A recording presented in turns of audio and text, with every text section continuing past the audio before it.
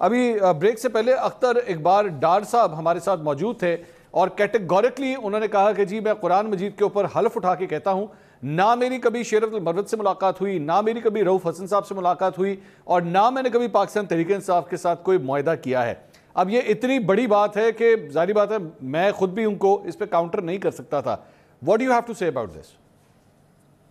नहीं, मैं भी नहीं काउंटर कर सकता क्योंकि जितना कुछ मंसूर पिछले चंद महीनों में हुआ है, आपके 4 दोस्तों ने भी फ्री एंड फेयर इंटरव्यूज किए थे 4 अदद लोगों के, जिसकी आपने भी मजम्मत की थी। एविडेंस तो उसकी भी कोई नहीं है, तो उसको एक तरफ छोड़ देते हैं।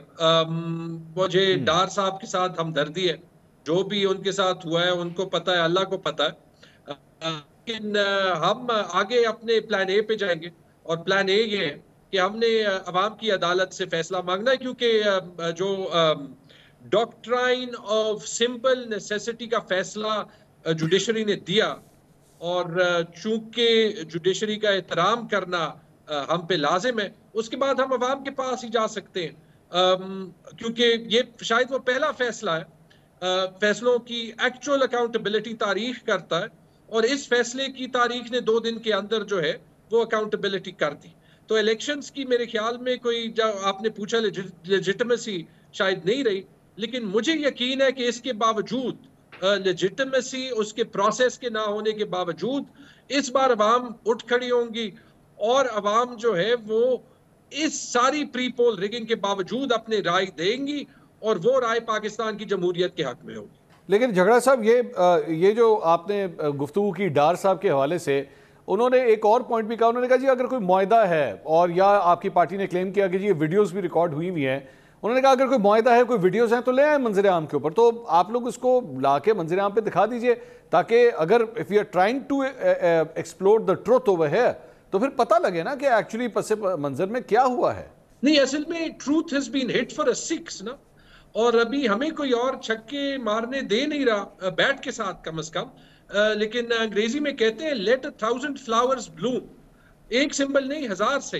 देखिए, पिछले मंसूर 10 महीनों के बाद क्या आप ट्रूथ की बात करेंगे? जो तकरीबन 57 एनफोर्स डिसअपीयरेंसेस नोन हुई थी पाकिस्तान तहरीक इंसाफ की, उनमें से किसी एक की ट्रूथ निकलेगी कम से कम in the short term future.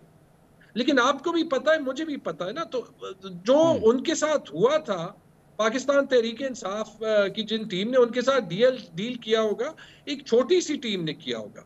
जो हमारी कोर कमेटी है उसमें भी हमने ये फैसला किया था कि हर किसी को पता भी नहीं होना चाहिए।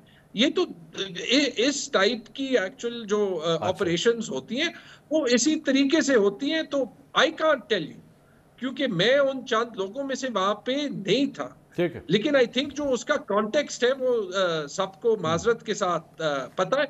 एक मैं लास्ट बात कह दूं, देखिए, no one will be so stupid कि वो एक ऐसे मुआहदा कर ले या एक ऐसे पार्टी पे रिलाय करे अगर हमारे पास उनकी एविडेंस ना हो, अगर वो एक्चुअली किया ना हो।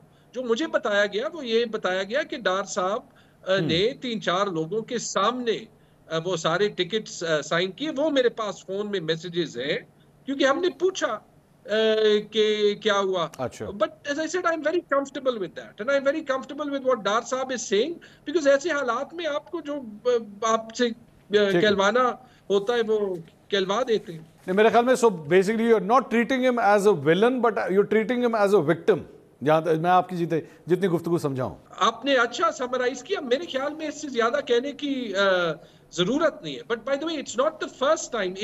अगर आप जिस तरीके से ये प्रोसेस चल रहा है, इसका मुझे किसी ने जवाब नहीं दिया।